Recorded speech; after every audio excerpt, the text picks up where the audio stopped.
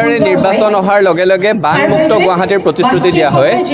গুৱাহাটী পৌৰ নিগমৰ যি নিৰ্বাচন হৈ গৈছে তাত মুখ্যমন্ত্ৰীগৰাকীৰ ফটো ডাঙৰ ডাঙৰ পোষ্টাৰত লগোৱা আছে, য'ত অপৰাধমুক্ত বানমুক্ত অসমৰ প্ৰতিশ্ৰুতি দিয়া আছিলে।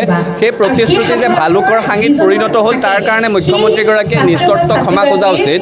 আৰু যিগৰাকী ব্যক্তিক নগৰ উন্নয়নৰ দায়িত্ব দি থৈ দিছে অশোক সিংহাল ডাঙৰীয়া, অসমৰ মানুহ যেতিয়া গুৱাহাটীৰ মানুহ বানপানীত ককবকাই আছে, তেওঁ ক'লা পানী ৰঙা পানীৰ দৰে ফটোৱা সংজ্ঞা কিছুমান লৈ আহিছে, যিটো কথা অসমৰ মানুহক অপমান কৰাৰ দৰে হৈছে। গুৱাহাটীৰ বানাক্ৰান্ত ৰাইজক তেওঁ অপমান কৰিছে। এনে কাণ্ডজ্ঞানহীন মন্তব্যৰ বাবে, এনে কোনো ভাৰসাম্যহীন মন্তব্যৰ বাবে অশোক সিংহাল ডাঙৰীয়াই ক্ষমা খোজা উচিত আৰু তেখেতক মুখ্যমন্ত্ৰীগৰাকীয়ে জবাবদিহি কৰিব লাগে। এটাটো বিভাগ চলোৱাত ব্যৰ্থ হৈছে আৰু তাৰপিছত মানুহ ককবকাই থকাৰ সময়ত মানুহৰ ওচৰলৈ যোৱাৰ সলনি তেওঁ ক'লা পানী ৰঙা পানীৰ সূত্ৰ দিয়ে।